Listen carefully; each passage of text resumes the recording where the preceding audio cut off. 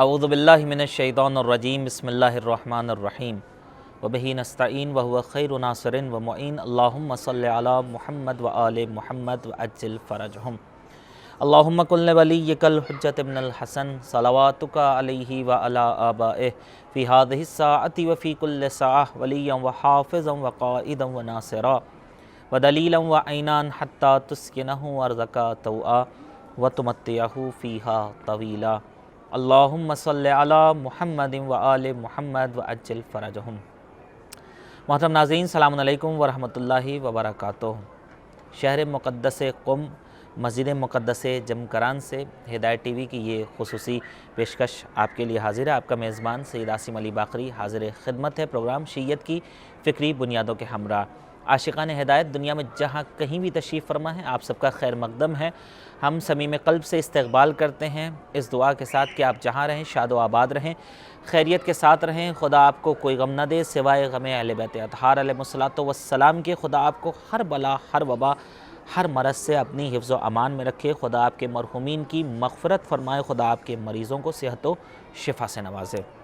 یقیناً خدا کا لاکھ لاکھ کرم ہے اور سرکار حضرت حجت کا احسان ہے کہ ایک مرتبہ پھر سے ہمیں یہ سعادت اور شرف مل رہا ہے کہ ہم مسجد مقدس جمکران سے اپنے اس پروگرام کو آپ کے لیے پیش کر رہے ہیں۔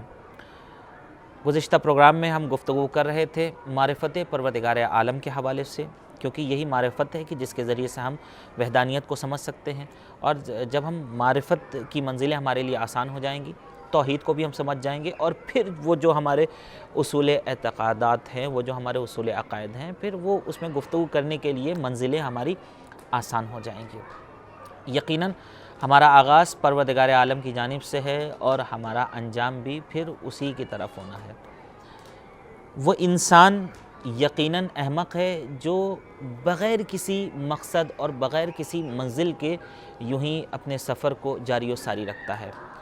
عقل مند مسافر وہ ہوتا ہے جو اپنے سفر سے پہلے اپنے منزل کو معین کر لیتا ہے اور اس معینہ منزل اور مقصد کی طرف متوجہ ہوتا ہے، لہٰذا پھر وہ اپنے سفر سے دل نہیں لگاتا بلکہ منزل اور مقصد سے دل لگاتا ہے۔ ہم سب پروردگار عالم کی جانب سے آئے ہیں اور ہماری زندگی کا مقصد اور منزل بھی ذات پروردگار عالم ہے کہ ہم آئے خدا کی جانب سے اور خدا تک ہمیں پلٹ کر جانا ہے۔ ہماری زندگی میں پروردگار عالم کی اتنی اہمیت ہے، توحید کی اتنی اہمیت ہے کہ حضرت امیر المومنین علیہ السلام فرماتے ہیں اول الدین معرفتہ، کہ دین کا آغاز خدا کی معرفت سے ہے۔ اصل میں انسانیت کا آغاز بھی پروردگار عالم کی معرفت سے ہے۔ پروردگار کی اگر معرفت ہمیں حاصل کرنا ہے تو مادیت کی اس دیوار کو توڑ کر معنویت کی نگاہوں سے ہمیں پروردگار عالم کی معرفت کو حاصل کرنا ہوگا، اور یہ سب بتائیں گے ہمیں اہل بیت اطہار علیہ السلام۔ ان کی ذات سے جو متمسک ہو جاتا ہے، بظاہر آنکھوں سے نہیں دیکھتا ہے لیکن اس کے باوجود بھی اس کا شرف یہ ہوتا ہے کہ وہ ابو بصیر کہلاتا ہے، یعنی دیکھنے والوں کا باپ کہلاتا ہے۔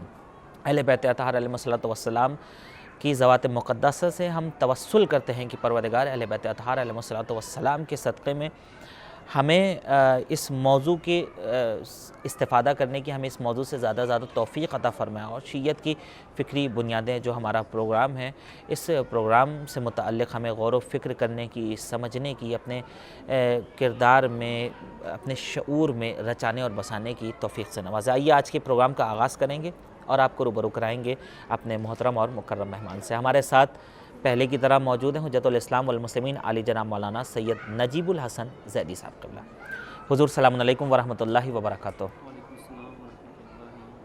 قبلہ سب سے پہلے تو ہم ہدایت ٹی وی ٹیم کی جانب سے آپ کے شکر گزار ہیں کہ مسلسل آپ ہمارے ساتھ موجود ہیں، اپنی تمام تر مصروفیات کے باوجود آپ وقت نکال کر ہمارے پروگرام کو اہمیت دے رہے ہیں، اور اپنے سلیس گفتگو کے ذریعے سے، بہترین مثالوں کے ذریعے سے آپ شیعت کی فکری بنیادوں کو ہمارے ناظرین تک پہنچا رہے ہیں۔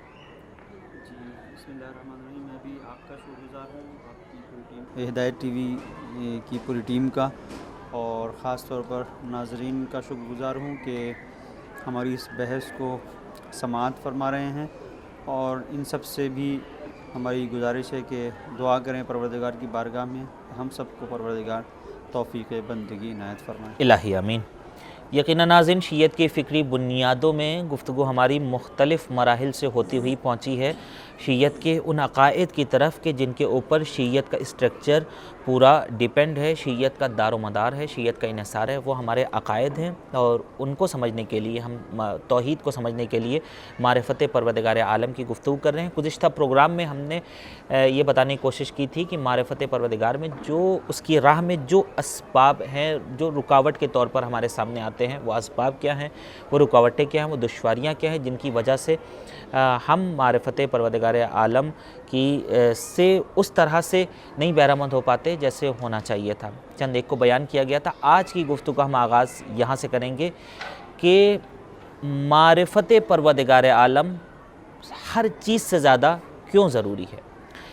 قبلہ، جیسا کہ حضرت امیر المومنین علی ابن ابی طالب علیہ السلام کا وہ قول ملتا ہے کہ اول الدین معرفتہ، تو اس کی اگر نگاہ سے دیکھا جائے، اس فقرے کی نگاہ سے، تو ساری چیزوں سے زیادہ جو ضروری ہے ہمارے لیے وہ معرفت پروردگار عالم۔ تو ہر چیز سے زیادہ ضروری معرفت پروردگار عالم کیسے ہے؟ بسم اللہ الرحمن الرحیم۔ دیکھیں، ایک رخ ہے چیزوں کو ان کی افادیت اور ان کے مقصدیت سے پہچانا جاتا ہے۔ بہت ساری چیزیں اس دنیا میں ہیں۔ ایک شخص ہے جو جھاڑو لگاتا ہے، صفائی ستھرائی کرتا ہے، اس کی ایک تنخواہ ہے جو اس کو ہر مہینے دی جاتی ہے۔ کیا اس کی تنخواہ اور ایک آرکیٹیکٹ کی تنخواہ برابر ہے؟ بالکل نہیں ہے۔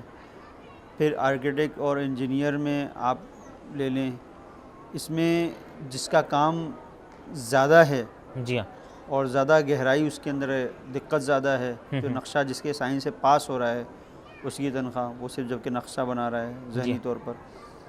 وہ جو مستری ہیں وہ کام کر رہے ہیں، وہ مزدور ہیں وہ کام کر رہے ہیں، لیکن جس نے نقشہ بنایا ہے تو اس نے چونکہ نقشہ بنایا ہے وہ اس نے ایک علم حاصل کیا ہے، اور اس کے ذریعے سے یہ تو ایک اپنا ایک انسانی کام کر رہے ہیں، مین پاور ہیں، تو ان کی تنخواہ ایک مستری کی بہرحال اس کی نہیں ہے جو مزدور کی ہے۔ بے شک۔ تو ہر جگہ ایک مراتب پائے جاتے ہیں۔ اب اسی میں آپ لے لیجئے ایک ایسا شخص کہ جس کو آپ دیکھیں کہ جگہ پہ جا کے وہ ہتھوڑی چلا رہا ہے، لوہا، اس کو کبھی پگھلاتا ہے، کبھی اس پہ چوٹیں مارتا ہے، جی ہاں، وہ لوہار ہے ایک شخص۔ وہ جو لوہار ہے تو اس سے جا کے آپ کہیں گے بھئی تم بھی لوہار ہو، اور تمہارا اس کا قیاس کریں ایک کسی سنہار سے کہ بھئی دونوں کا کام ایک جیسا ہے، دونوں کی ارزش ایک جیسی ہے، جی ہاں، اور فرض کریں کہ بھئی جو تمہارے ہاں جتنا مال پڑا ہوا ہے ہم اتنے میں خریدیں گے، ایسے ہی بوری لگائیں سونار کے پاس، وہ کہے گا کیوں بھائی، یا ہم تو سونا میں دیکھا کام تو تمہارا بھی یہی ہے، وہ بھی ہتھوڑی چلاتا ہے، تم چھوٹی والی ہتھوڑی چلاتے ہو، وہ بھی چوٹ مارتا ہے، وہ بھی چوٹ مارتا ہے، تم بھی چوٹ مارتے ہو، وہ بھی چیزوں کو تبدیل کرتا ہے، جلا کر مختلف شکلوں کو ایک خاص مقدار میں ہیٹ پہنچا کر، گرمی حرارت پہنچا کر چیزوں کو جو ہے وہ بناتا ہے، اس لائق بناتا ہے کہ وہ گھوم سکیں، موم ہو سکیں، ادھر سے ادھر مختلف اجسام میں ڈھالتا ہے۔ تو آپ کہیں، وہ کہے گا نہیں بھائی، میرا یہ جو اس کی ارزش ہے، اس کی وقت کس بنیاد کے اوپر ہے، چونکہ یہ نادر چیز ہے اس لیے، اور دوسری اس کی افادیت، واہ، دنیا میں اس کی ڈیمانڈ ہے، اس کو آپ لوہے کے ذریعے سے وہ نہیں کر سکتے۔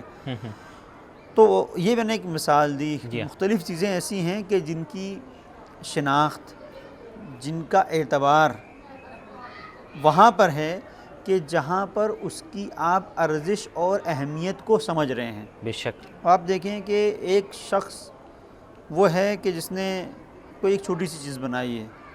اب ایک شخص ایسا ہے کہ جس نے ایک ایسی چیز بنائی ہے کہ یہ چھوٹی سی چیز وہاں پر محفوظ ہو سکتی ہے، اپنے آپ کو محفوظ رکھ سکتی ہے، اور وہاں وہ افادیت، اس کی افادیت کے پیش نظر مختلف چیزیں، مثلا میں ایک مثال کو تھوڑا سا اور آسان کر دوں جس میں پیچیدگی نہ رہے، مختلف چیزیں بنی ہوئی ہیں، لیکن وہ جو مختلف چیزوں کو ہم دیکھ رہے ہیں اپنے ہدف کو کب پورا کر رہی ہیں، جب ایک ایسی چیز الگ سے بنائی گئی ہے کہ جو جب مختلف چیزیں اس سے جڑ رہی ہیں تو ان کا ثمر سامنے آ رہا ہے۔ مثال کے طور پر مثلا فرض کریں مثال کے طور پر کمپیوٹر کی مشین ہے اور مختلف مشینیں ہیں، یہ سب بیکار ہے اگر لائٹ نہ ہو. بے تو شک. انسان ان کی ارزش کو سمجھتا ہے. اب ایک منزل یہ ہے کہ معرفت پروردگار ہمارے لیے کیوں اہم ہے. پروردگار نے اس کائنات کو خلق کیا ہے، کائنات کو خلق کیا ہے، وہ ہمارا خالق ہے، وہ ہمارا رب ہے. اس نے اس دین کو ہمیں بھیجا ہے، ہمارے لیے ایک ٹائم ٹیبل ہمیں بنا کے بھیجا ہے، ہمیں دین ہمارے حوالے کیا ہے کہ اس کے تحت تم چلو، اس کے تحت تم زندگی گزارو. روز مرہ کا تمہارا ٹائم ٹیبل یہ ہونا چاہیے، یہ کھاؤ یہ مت کھاؤ، یہ پیو یہ مت پیو، ایسے اٹھو ایسے بیٹھو ایسے سو. تو یہ ساری چیزیں تو اب منزل یہ ہے، اس لیے اہم ہے کہ ہمارا جو پوری زندگی میں جو ہماری پوری پروگرامنگ ہے زندگی کی، ہم کسی کے حوالے کر رہے ہیں. اچھا تو ہمیں اب یہ نہیں ہے کہ بھائی جس کے حوالے کر رہے ہیں وہ کون ہے. واہ، ہمیں جاننے کا یہ حق نہیں ہے سبحان کہ وہ اللہ. کون ہے. بے شک جاننے کا حق ہے. بالکل. اور کیا سب سے زیادہ نہیں ہے کہ ہم اس کو پہچانیں کہ جس کے مطابق ہمیں اپنی زندگی کو گزارنا ہے، ہمیں اسے پہچان. اب آپ یہ دیکھیے کہ کہیں کہیں ایسا ہوتا ہے کہ ہدف جب معین ہوتا ہے، مقصد جب معین ہوتا ہے، ایک منزل ایسی ہے کہ مثال کے طور پر آپ ایک ایسی بس فرض کریں کہ جس میں نہ شیشے ہوں، نہ جس میں اے سی ہو، شدید گرمی ہو، جی. اور ڈرائیور بھی ایسا ہی ہو، اور اس کے بعد جو ہے وہ آپ سے کہا جائے کہ بھائی ظاہری طور پر ڈرائیور ایسا ہی ہو، لیکن میرا ڈرائیور کا اس کو ڈرائیونگ آتی ہو اچھی، اور دیکھ داکھ کے نہیں لگتا ہو کہ وہ بہت بڑا اچھا ڈرائیور ہے. جی. تو اب یہ مثال آپ لیجئے گا، فرض کریں کہ اب اس میں آپ سے کہا جائے کہ بھئی اس گاڑی میں بیٹھیے اور ہمیں چلنا ہے، مثلا فرض کریں یہاں سے جائیں گے ہم کسی ایسی جگہ کہ بس کے ذریعے سے، مثال کے طور پر ہم کربلا جائیں گے، یہ بس جا رہی ہے کربلا. تو جو لوگ کربلا کے مشتاق ہیں اور کربلا کی زیارت اور اس کے ثواب سے واقف ہیں، وہ نہیں دیکھیں گے کہ یہ ڈرائیور کیسا ہے، مرگلہ سا ہے، اور یہ اس میں جو ہے وہ مثال کے طور پر سیٹیں جو ہیں وہ اچھی نہیں ہیں، اے سی بس نہیں ہے، گرمی ہے، بیٹھ جائیں گے، گرمی ارمی سب چیز کو برداشت کریں گے. بے شک. اب فرض کریں کہ ایسی بس ہے، اے سی لگا ہوا ہے، ڈرائیور ایک بہترین یونیفارم پہنے ہوئے ہے، وائٹ اور سب کچھ بہت اچھا ہے، اور وہاں پر آپ جو ہے جب سیٹ پہ بیٹھ رہے ہیں تو ٹیبل میں کھانا وانا بھی رکھا ہوا ہے، وہاں بہترین بس ہے، یعنی ساری سہولتیں ہیں، آسائشیں ہیں. ہاں، وولوو اے سی کوچ ایک دم کمفرٹیبل بھی ہمارے لیے. بس لیکن اب وہ جو ہے ہاں کمفرٹیبل، آپ بیٹھ گئے اے سی میں. اب آپ سے وہاں پہ جب پوچھا کسی نے کہ بھائی آپ کہاں جا رہے ہیں، تو پتہ نہیں یہ بس کہاں جائے گی، پتہ نہیں کب چلے گی، پتہ نہیں. اب انصاف سے بتائیے کہ ایسی بس میں، اے سی بس میں بیٹھ کے پسینے آ جائیں گے کہ نہیں آ جائیں گے؟ کیوں؟ اس لیے کہ پتہ ہی نہیں ہے کہ کہاں جانا ہے، ہمیں مقصد کا پتہ ہی نہیں ہے کہ کہاں جانا ہے. اور میں نے اس سے پہلے بھی گفتگو کی تھی، مقصد اگر پتہ ہے تو انسان کو گرمی، شدت، سختی، بھوک سب برداشت ہے، سب برداشت کر لیتا ہے، ہمیں کچھ ملنے والا ہے. تو ایک منزل یہ ہے کہ جہاں پر ہمیں پتہ ہے کہ ہم کسی کی بارگاہ میں جانے والے ہیں، مختلف مشکلات ہیں، مسائل ہیں، سب کچھ ہے، لیکن اب ہمارے لیے ضروری ہے کہ ہم کم از کم اس کو پہچانے تو صحیح کہ وہ کون ہے، کہ ہم جس کی بارگاہ میں جانے والے ہیں، جو ہمارا حساب کتاب کرنے والا ہے، جس کے سامنے ہمارے نامہ اعمال پیش کیے جانے والے ہیں، ہمارے لیے ضروری ہے کہ ہم جانیں. اب مثلا فرض کریں کہ یہاں پر جو ہم نے آپ کو مثال دی، اے سی بس ہے، سب کچھ ہے، اب وہاں پر اب یہی نہیں پتہ ہے کہ بھائی یہ ڈرائیور کی سیٹ خالی پڑی ہوئی ہے، کون ہے کیا ہے. تو ہم پوچھتے ہیں بھائی کیا ہے اس کو چلانے والا. جس بس کو، جس کا اہتمام بڑے مختلف لوگوں نے کیا، بڑے مالدار اور سب لوگ تھے، ایسے ڈونر تھے بڑے اچھے، انہوں نے سب کچھ کیا اور بڑے اچھے لوگ بھی تھے، تو ہم کہیں گے ٹھیک ہے ہم نے بڑا اچھا کیا، لیکن ڈرائیور کہاں ہیں؟ واہ واہ. ہم پوچھیں گے نہیں پوچھیں گے یہ بس کا چلانا. تو ایک کائنات جو ہے، اس پورے نظام کائنات کو جو چلا رہا ہے وہ کون ہے؟ تو یہ ایک بنیادی طور پر انسان کے ذہن میں ایک سوال پیدا ہوتا ہے. جی. معرفت پروردگار سب سے زیادہ ضروری اس لیے ہے کہ زندگی کے ہر شعبے سے اس کا تعلق ہے، اس کا واسطہ ہے. سبحان اللہ. اس لیے ضروری ہے، اور اس لیے ضروری ہے کہ ہمارے اعمال کا دار و مدار اس کے اوپر کھڑا ہے. اب توجہ کیجئے گا، توحید وہ بنیادی چیز ہے کہ جس کے درخت میں یہ ساری چیزوں کے شاخوں کی صورت میں پھر ثمر نکلتے ہیں، پھل نکلتے ہیں. جی. جو اصل درخت توحید ہے، جڑیں جو ہیں وہ توحید کی جڑیں ہیں. تو جتنی توحید انسان کے وجود کے اندر، جتنی معرفت انسان کے وجود کے اندر مضبوط ہوگی، اتنا ہی اس کے پھلوں میں رس ہوگا، اتنا ہی واہ پھل واہ۔ میٹھے ہوں گے اعمال کے۔ سبحان اللہ۔ انسان توحید کے مرحلے میں ہی نہیں ہے، اپنی ہی بنائی ہوئی چیز کی وہ مثال کے طور پر عبادت کر رہا ہے، پوجا کر رہا ہے، تو کیا حاصل ہے؟ بہت سارے ایسے لوگ ہیں جو مثال کے طور پر سمجھتے ہیں کہ خدا جسم رکھتا ہے، نعوذ باللہ۔ پورا ڈائریکشن ہی بدل جاتا ہے۔ جی ہاں، لہٰذا ضروری ہے کہ معرفت رب ہو، اول الدین معرفت ہو، کہ سب سے پہلا مرحلہ یہ ہے کہ انسان یہ پہچانے کہ اس کا رب کون ہے، اور یہ اس بات کو جانے کہ وہ رب بے نیاز ہے ہر چیز سے، اور جتنا زیادہ وہ بے نیاز ہے ہم اتنے ہی اس کے نیازمند ہیں اور محتاج۔ جزاکم اللہ۔ یقیناً ناظرین، انسان کی زندگی میں جو بھی چیزیں ہیں جن سے سروکار ہے، وہ دیکھتا ہے کہ پروردگار عالم کے آثار، اس کی وحدانیت کے آثار ہر چیز میں ہیں، لہٰذا اس کی معرفت ہمارے لیے اس اعتبار سے زیادہ ضروری ہو جاتی ہے کہ جب وہی خالق و مالک ہے، وہی دنیا کا پالنہار ہے، تو یقیناً اس کی معرفت ہمیں ہونی چاہیے ہر چیز سے زیادہ، چونکہ زندگی کے ہر شعبے سے، ہمارے مہمان نے کہا، زندگی کے ہر شعبے سے اس کی وحدانیت کا رابطہ ہے۔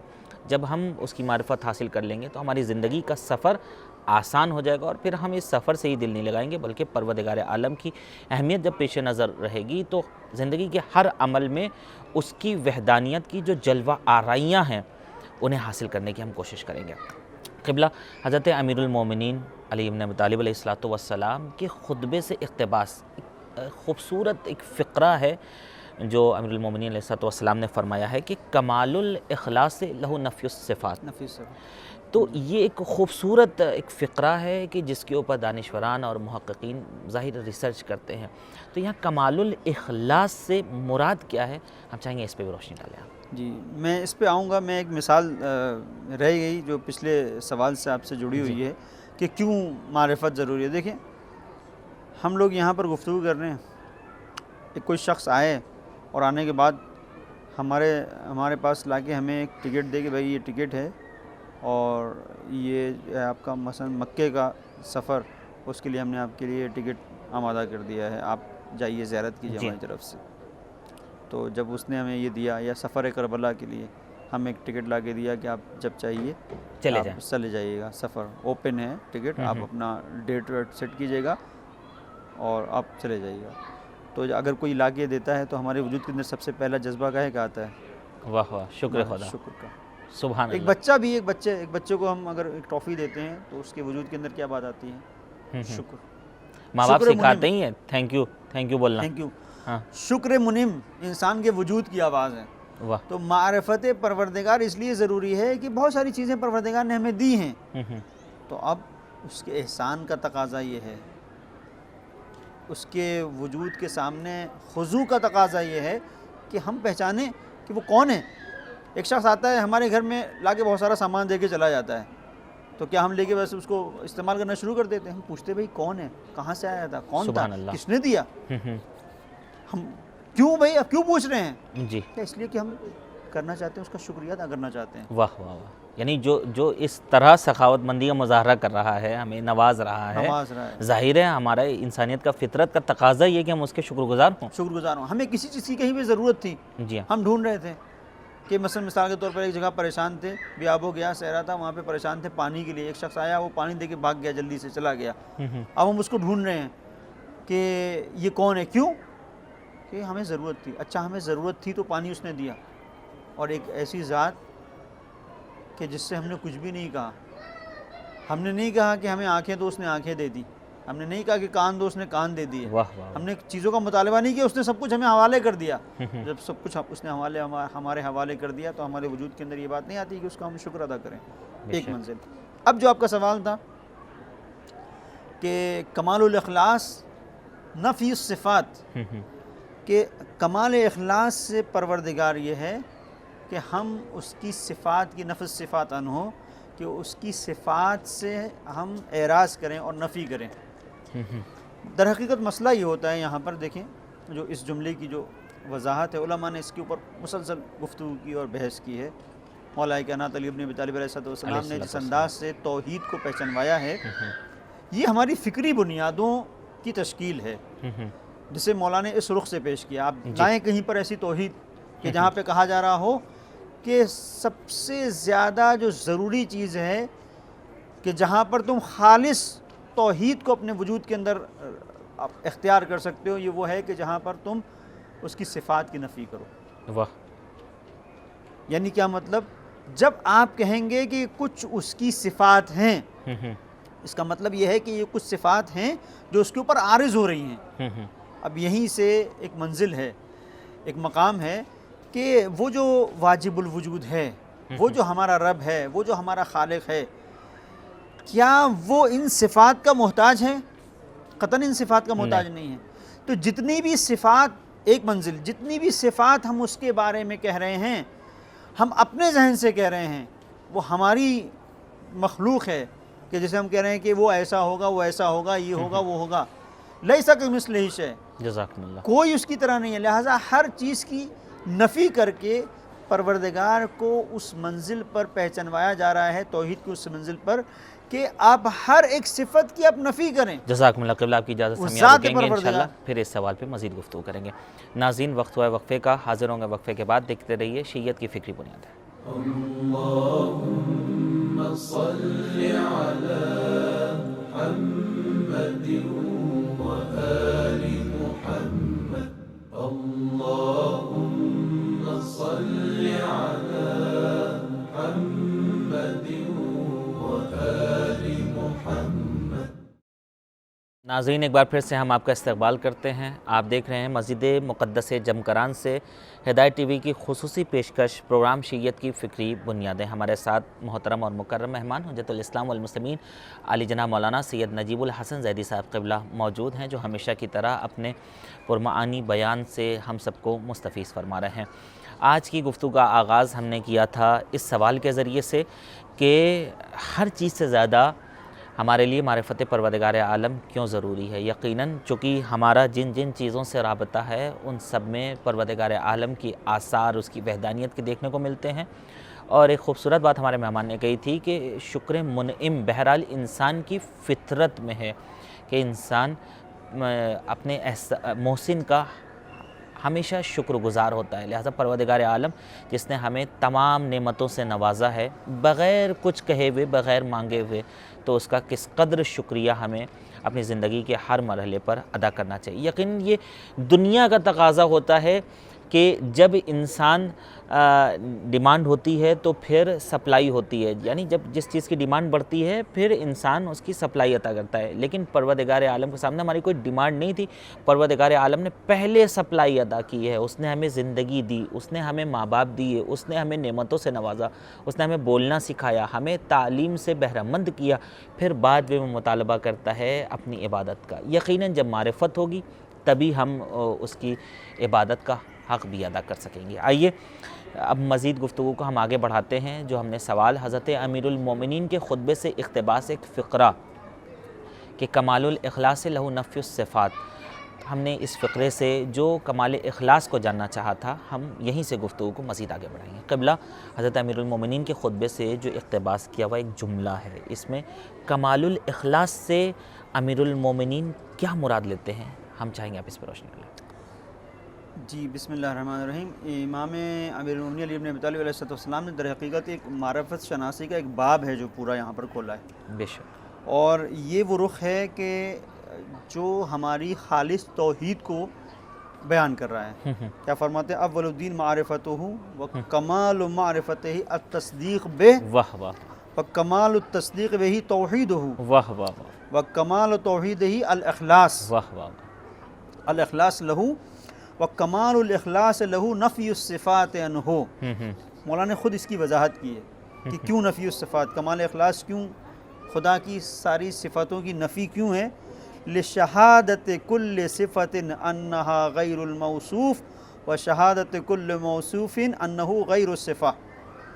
اس شہادت، اس بات کے لیے کہ ہر صفت یہ گواہی دے گی کہ وہ موصوف کے علاوہ ہے، اور ہر موصوف کی گواہی یہ ہوگی کہ وہ صفت کے علاوہ ہے۔ واہ واہ واہ، تو صفت اور موصوف دو الگ الگ چیزیں ہو گئیں، جی ہاں، دوئیت آ گئی، اور خدا کے یہاں دوئیت نہیں ہے۔ سبحان اللہ، خدا کے یہاں یہ دوئیت نہیں ہے۔ پھر فرماتے ہیں فمن وصف اللہ سبحانہ فقط قرنہ، اگر خدا کی اس طرح سے کسی نے صفت بیان کی، اس نے خدا کے قرین کسی چیز کو کر دیا، اللہ اکبر، خدا سے کسی چیز کو جوڑ دیا، نعوذ باللہ، اس سے ملا دیا۔ ومن قرنہ فقد ثنا. اللہ اکبر. تو اب یہ ایک منزل ہے کہ اگر کسی نے خدا کے ساتھ کسی چیز کو جوڑا ہے، قرین کر دیا ہے، تو اس نے اس دوگانگی میں وہ قائل ہوا ہے اجزاء کا، یعنی جو اس کو ہم آسان الفاظ میں بیان کریں کہ وہ دوگانگی کا قائل ہوا ہے، اور اس نے اجزاء کو گویا درک کیا ہے کہ خدا کے مختلف اجزاء ہیں، اور اس نے اس اعتبار سے خدا کو نہیں پہچانا ہے. آپ یہ دیکھیں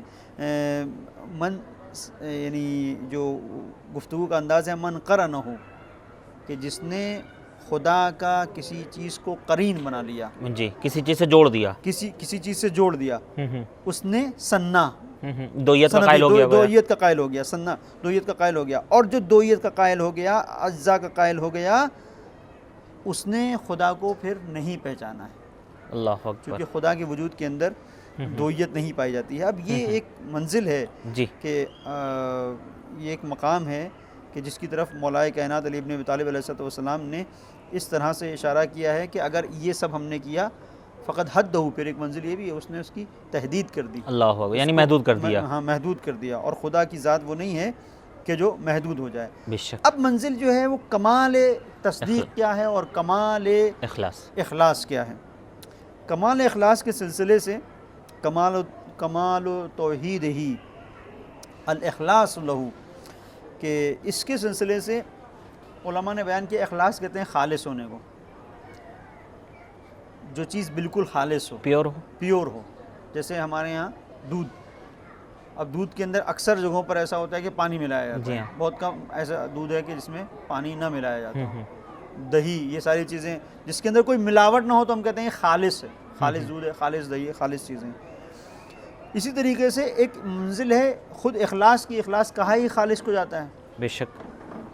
اب جب خالص ہے تو کمال اخلاص کیا ہے؟ واہ واہ، توجہ کیجیے گا، یعنی اس اخلاص کا کمال کیا ہے؟ کمال کیا ہے؟ واہ واہ واہ. تو اس کو علماء نے بیان کیا ہے کہ کمال اخلاص یہ ہے کہ انسان صرف اپنے پروردگار کی عبادت کرے، سبحان اللہ، اس کے علاوہ کسی کی عبادت نہ کرے. اور پھر اس سلسلے سے مفسرین نے جو شرح نہج البلاغہ میں اس بات کی جو وضاحت کی ہے، جو توضیح دی ہے، اس میں اس بات کو بیان کیا ہے کہ خاص طور پر فقہا نے کہا ہے کہ عبادت میں انسان خالص ہو، یعنی توحید کے جتنے بھی مراتب ہم آئیں گے اس پر، توحید کے جتنے بھی مراتب ہیں، ہر ایک منزل توحید میں انسان خالص ہو. توحید در خالقیت، توحید در رازقیت، واہ واہ واہ، توحید در عبادت، توحید افعالی، واہ واہ، ہر ایک منزل توحید میں، جی ہاں، چاہے وہ ربوبی منزل ہو، چاہے وہ رزق کی منزل ہو، چاہے وہ عمل کی منزل چاہے ہو، وہ عمل کی منزل ہو، جی ہاں، انسان کا عمل پروردگار کے لیے ہو، خالص ہونا چاہیے، خالص ہونا چاہیے. اب ایک منزل ہے، اخلاص دو طرح کا ہوتا ہے. جی، ایک اخلاص جو ہے اخلاص عمل ہے، ایک اخلاص قلب ہے. واہ واہ واہ. اب اسے مرحوم ابن میسہ میں بحرانی جنہوں نے شرح لکھی ہے، بڑی زبردست شرح ہے، شرح نہج البلاغہ، انہوں نے مولا کے پہلے خطبے کی بڑی دلنشین شرح کی ہے. سبحان اللہ. تو انہوں نے اس چیز کو بیان کیا ہے کہ اخلاص قلبی سے مراد کیا ہے. کہتے ہیں اخلاص قلبی سے مراد یہ ہے کہ انسان کا دل مکمل طور پر خدا کی طرف متوجہ ہو جائے اور اس کے علاوہ کسی کی طرف راغب نہ ہو. اسے کمال اخلاص قلب کہتے ہیں. یہ اخلاص قلبی ہے، یہ اخلاص قلبی ہے. اب ایک انسان اس منزل پر جہاں پہنچ جائے کہ جہاں خدا کے علاوہ کسی اور کا گزر نہ ہو، جی، تو یہ کمال کی منزل ہے. اور ایک مقام وہ ہے کہ جہاں پر انسان ہر طرح کی صفات کو جب نفی کر دے رہا ہے، تنزیہ کی منزل میں ہے کہ جو کچھ بھی ہم بیان کر رہے ہیں، ہم اس بات کے قائل نہیں ہیں کہ یہ خدا کے اندر یہ صفات عارض ہو رہی ہیں، نہیں، اس کی ذات، اس کی صفات عین ذات ہیں. بے شک. اب ہم اس کی طرف ہم اشارہ کریں گے کہ عین ذات کا مرحلہ کیا ہے. تو یہ وہ مقام ہے جو مقام کمال ہے کہ جہاں پر ہم اس بات کا ادراک کرتے ہیں، اس بات کا احساس کرتے ہیں کہ خدا کی ذات ہر چیز سے خالص ہے، اور ہم اپنے وجود کی گہرائیوں سے قلباً بھی ہم اور عملاً بھی ہم اس بات کا اظہار کرتے ہیں کہ ہم مکمل اخلاص کے ساتھ خدا کا اس بات پر ہم اعتراف کر رہے ہیں اور خدا کے وجود کا ہم اقرار کر رہے ہیں، اور جس کے وجود کا ہم اقرار کر رہے ہیں اسی کے سامنے سر کو جھکا رہے ہیں۔ کمال اخلاص یہ ہے، کمال اخلاص۔ اب یہ جو منزل ہے یہاں پر جو جوڑ دیا ہے نفی الصفات عنہ، جی ہر طرح کی صفت کو ہم جب رد کر دے رہے ہیں تو اب ایسا نہیں ہے کہ ہم نے مثال کے طور پر جو صفات سلبیہ ہیں ہم نے خدا کو صفات سلبیہ سے الگ کر دیا، لیکن ہمارے ذہن میں ایک خیال آ گیا کہ نہیں یہ خدا ایسا ہوتا ہے، نہیں وہ جو ایسا ہوتا ہے وہ ہمارا مخلوق ہے، وہ ہماری مخلوق ہے، جی ہاں، وہ نہیں ہے۔ ہر طرح کی صفت کو ہم نے رد کر دیا، اب کوئی ہمارے ذہن میں تصور نہیں ہے سوائے وحدہ لا شریک یعنی ہر وہ تصور جس کے ذریعے سے ہم خدا کی توصیف کرنا چاہتے ہیں وہ جائز نہیں ہے، وہ جائز نہیں ہے۔ تو یہ کمال اخلاص، کمال اخلاص۔ اب اس پر انسان نہیں پہنچتا ہے۔ بہت سارے ایسے افراد ہیں کہ جو پہچانتے ہی صفات سے ہیں، خدا کو پہچانے ہی صفات کے ذریعے سے ہیں۔ تو کمال اخلاص وہ ہے کہ جہاں انسان ہر چیز سے پہلے ہر چیز کے بعد خدا کو دیکھے۔ یہ مولا کائنات کی منزل ہے کہ فرماتے ہیں میں نے کوئی چیز کو نہیں دیکھا مگر اس سے پہلے اس کے بعد میں نے خدا کو دیکھا۔ واہ واہ واہ واہ، لو کشف الغطاء مزدد تو یقینا، سبحان اللہ، یقین کی منزلوں میں اضافہ نہیں ہوگا چاہے پردے ہٹا لیے چاہے جائیں۔ پردے ہٹا یہ دیے، منزل واہ ہے، یہ واہ، کمال اخلاص واہ ہے، واہ، یہ کمال اخلاص ہے۔ جزاکم انسان خدا کو اس طرح سے دیکھ رہا ہے۔ جزاکم اللہ۔ قبلہ معرفت کی بحث ہے اور امیر المومنین کا گوہربار جملہ ہے جس نے معرفت کے ابواب کو کھولا ہے، اور اس زاویے سے حضرت امیر المومنین کی ذات منفرد ہے، نہ اس سے پہلے کسی نے اس لہجے میں گفتگو کی خود پروردگار کی توحید کے لیے، اور اہل بیت اطہار کے علاوہ کوئی اور کرنے والا بھی نہیں ہے۔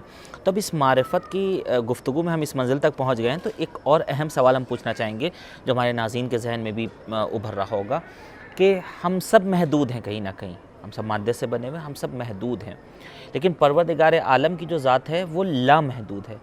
تو انسان محدود ہو کر اس لامحدود کی معرفت کیسے حاصل کر سکتا ہے؟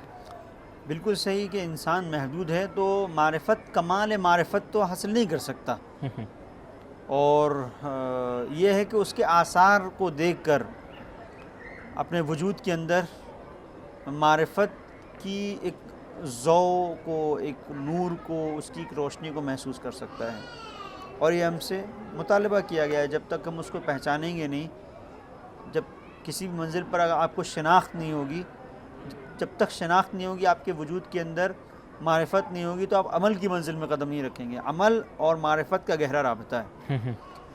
تو ایک تو ہے کہ خدا کو مکمل طور پر ہم پہچان جائیں تو یہ ہم نہیں پہچان سکتے جی ہیں۔ ہاں ہم کوشش کر سکتے ہیں۔ جی ہاں، دیکھیں اگر کوئی کہے کہ ایک سوئی ہے، مثال کے طور پر ایک سوئی ہے، اس سوئی کو آپ سمندر میں ڈالیے اور اس کو پھر نکال لیجئے سوئی کو، تو آپ ایسا کچھ کیجئے کہ پورا سمندر آپ کے سوئی کی نوک میں آ جائے۔ آپ کہیں گے تو نہیں ہو سکتا، سمندر نوک میں نہیں آ سکتا۔ تو آپ سے کہے کہ بھائی کسی قدر تو آ جائے سمندر، کسی قدر تو سوئی کی نوک میں آ جائے، کسی قدر بھی نہیں آ سکتا، سمندر اتنا بڑا ہے۔ جی، صرف ایک سوئی جو ہے اس کے آپ سرے کو بھگو سکتے ہیں، پوری سوئی کو بھگو سکتے ہیں، پورے آپ اپنے وجود کو بھگو سکتے ہیں، بس اس حد تک ہے۔ جی ہاں، تو اتنا کرنا تو چاہیے انسان کو۔ کہا گیا کہ فارسی میں مثل ہے کہ اگر سمندر کے پانی کو آپ نہیں، دریا کے پانی واہ کو واہ، یعنی پورا دریا اگر آپ نہیں لا سکتے ہیں، واہ نہیں لا سکتے ہیں لیکن چکھ تو سکتے ہیں، سبحان ایک اللہ، منزل یہ ہے۔ اب دوسرا مقام، پورا اس کو آپ سمجھنے کی کوشش کریں، نہیں کر سکتے۔ کیسے؟ میں ایک چھوٹی سی مثال دیتا ہوں۔ جسے ہمارے ایک بزرگ استاد نے نقل کیا تھا کہ ایک صاحب تھے کہ جو وجود خدا کے اوپر مطالعہ کر رہے تھے، دلائل کے انہوں نے انبار لگا دیے، کیسے ثابت کروں، بڑے پریشان کہ ایک عام انسان کے لیے عام فہم زبان میں میں کیسے وجود خدا کو ثابت کروں۔ بڑا مطالعہ کیا، بڑے دلائل دیکھے، برہان نظم کو بھی دیکھا، برہان حدوث کو بھی دیکھا، برہان تمانوں کو بھی دیکھا، صدیقین کو بھی دیکھا، مختلف براہین کا انہوں نے مطالعہ کیا کہ اب آسان الفاظ میں اس کو کیسے ڈالوں۔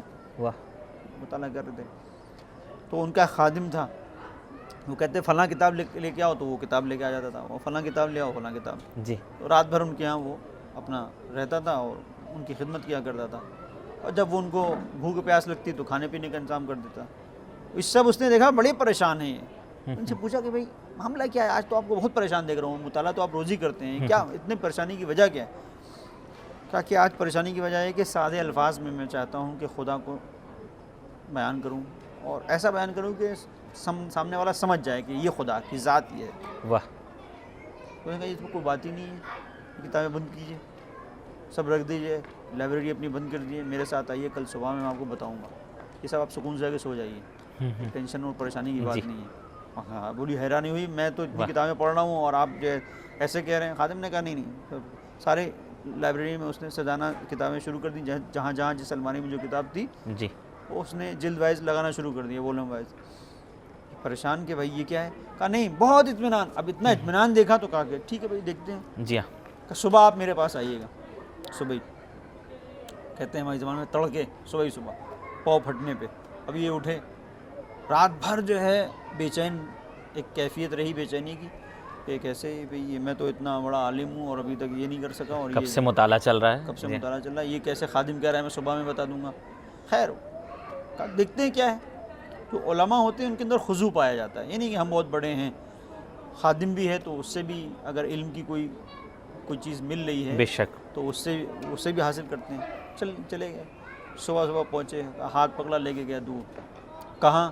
سمندر کے کنارے پہنچا، کہا کہ حضور بہت معذرت، گستاخی معاف، میں آپ کو سمجھا دوں گا اور بتا دوں گا، لیکن ایک گزارش ہے کہ یہاں پر آپ ایک گڈھا کھودیے۔ جی کیوں بھائی؟ کہ کھودیے، آپ سوال مت کیجیے، اور اگر سمجھ میں نہ آئے جب میں سمجھاؤں تو سوال کیجیے گا۔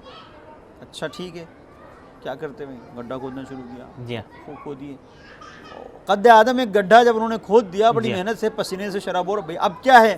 تو اس نے ہاتھوں کو جوڑا، سرکار بس یہ گزارش ہے کہ یہ جو اتنا بڑا سمندر ہے نا، آپ اس سمندر کو گڈھے میں ڈال دیجیے۔ اللہ اکبر، کہا یہ کیا بیوقوفی ہے، کیسے ہو سکتا ہے میں اتنا بڑے سمندر کو اس گڈھے میں ڈال دوں؟ جی ہاتھوں کو جوڑ کے کہا کہ یہ آپ کا چھوٹا سا جو ذہن ہے، محدود جو ذہن ہے، جی ہاں آپ چاہتے ہیں اس محدود سے ذہن میں ایک لامحدود ذات کو سمودے کیسے کر سکتے ہیں؟ اللہ اکبر، اللہ اکبر، اس سمندر کو جو محدود سبحان ہے، اللہ، سمندر اس کی حدیں پتہ ہیں کہ ایک جگہ پہ جا کے ختم ہو جائیں گی، جی ہاں تو آپ اس سمندر کو اس محدود سے گڑھے کے اندر نہیں ڈال سکتے، تو اپنے اس دماغ کے گڑھے کے اندر ایک لامحدود ذات کو آپ کیسے سمجھ سکتے ہیں؟ نہیں کر سکتے۔ تو یہ ایک منزل ہے کہ انسان اس لامحدود ذات کو کما حق تو نہیں سمجھ سکتا، لیکن جس قدر ہم سمجھ سکتے ہیں اتنی کوشش ہمیں کرنی اتنی چاہیے۔ کوشش ہمارے لیے ضروری ہے، کہا گیا ہے جی ہاں کہ سمجھو اور اپنے وجود کو، اپنی وجود کی پہنائیوں کو تھوڑا بڑھاؤ، اس کے عمق کو بڑھاؤ، غور کرے انسان، فکر کرے۔ ایسا نہیں ہوتا ہے کہ بالکل اب یہ بھی ایک بات کہہ رہے ہیں وہ بھی ایک بات کہہ رہے ہیں، توجہ کیجیے گا، کبھی کبھی ایسا ہوتا ہے کہ یہ کہا جاتا ہے کہ دنیا میں اتنے سارے مذاہب ہیں، ایک کہتا ہے خدا ایسا ہے، دوسرا کہتا ہے ایسا ہے، کوئی کہتا ہے کہ یہ ہے، کوئی کہتا ہے وہ ہے، کوئی تثلیث کا قائل ہے، کوئی متعدد خدا کا قائل ہے۔ یہ جو مختلف افراد مختلف باتوں کو کرتے ہیں، تو یہ ساری باتیں جو مختلف جگہوں سے آ رہی ہیں، ان کو دیکھتے ہوئے ہم کہتے ہیں کہ بھائی کوئی خدا ہی نہیں ہے۔ تو یہ جو منزل ہے کہ کوئی خدا ہی نہیں ہے، انسان انکار کر رہا ہے کہ نہیں یہ مختلف لوگ مختلف باتیں کر رہے ہیں اور سب خدا کے بارے میں کہہ رہے ہیں، اس کی مثال ایسے ذرا بتائیے، انسان سوچے، ایک انسان کو ایک جگہ پہ جانا ہے، اپنے گھر جانا ہے، ایک ایسی جگہ پہ پہنچے، یہاں پہ تو خیر ایسا نہیں ہے، یعنی ایسی مثالیں بہت زیادہ نہیں ہوتی ہیں کہ جہاں پہ 7-8 راستے ایک جگہ پر ہوں، جی لیکن مثلا کچھ جگہیں ایسی ہیں، مثلا بمبئی میں ایک جگہ ہے اس کا نام ہی 7 رستہ ہے، 7 راستے ہیں ایک جگہ پہ، واہ 7 راستے ہیں۔ اب چوراہے پہ جا کر 7 راستے پہ جا کر انسان کھڑا ہو جائے جی ہاں کہ بھائی یہ تو 7 راستے ہیں، یہ بھی راستہ ہے، یہ بھی راستہ ہے، یہ بھی راستہ ہے، اس کا مطلب ہم کہیں جائیں گے ہی نہیں، اللہ آپ اکبر، اسے کیا کہیں گے؟ یہ تو بیوقوفی ہے۔ یقیناً یا فرض کریں کہ ایک آپ نے لائنیں تو دیکھی ہوں گی، لائنوں کا جال کس طرح سے ٹرین کی لائنوں کا جال ہوتا ہے۔ اب ڈرائیور ٹرین چلا رہے ہیں اور ایک جگہ پہ جا کے اسے دیکھتا ہے بہت ساری لائنیں ہیں، اب تو بہت ساری لائنیں ہیں تو چلنے کی ضرورت ہی نہیں، کھڑے ہو جائیں، یہ تو کوئی بات نہیں ہوئی۔ اگر متعدد باتیں ہیں، آپ کو اگر منزل پر پہنچنا ہے تو ایک راستے پر چلنا پڑے گا، بے شک، اور اس راستے کے بارے میں آپ کو علم حاصل کرنا پڑے گا۔ تو اگر متعدد باتیں ہیں خدا کے بارے میں تو آپ کو کسی ایک راستے کو انتخاب کرنا پڑے گا، یعنی ہم ان پیچیدگیوں میں الجھ کر اسے دستبردار نہیں ہو سکتے ہیں۔ دستبردار نہیں ہو سکتے۔ جی ہاں ظاہر ہے کہ آپ مثلا فرض کریں کہ آپ کو کوئی مرض ہو گیا، خدا نخواستہ کوئی بیماری لاحق ہو گئی، تو آپ ڈاکٹرز کے پاس جاتے ہیں، ایک ڈاکٹر یہ کہتا ہے، ایک ڈاکٹر یہ کہتا ہے، آپ کہتے ہیں متعدد ڈاکٹر ہیں، چلو ہم اس مرض کا علاج ہی نہیں کریں گے، چونکہ الگ الگ ہر ایک ڈاکٹر الگ الگ کرے، اس سے کیا ہوگا؟ مرض بڑھے گا۔ جی تو اسی طریقے سے روحانی مرض ہے، وہ بڑھے گا جب تک کہ آپ واقعی طبیب تک نہ پہنچیں۔ بے شک، اور واقعی طبیب تک اس وقت پہنچیں گے جب آپ واقعی اپنے رب تک پہنچیں. واہ. جب اس کے راستے پر آپ چلیں گے تو آپ کے مسائل بھی حل ہو جائیں گے.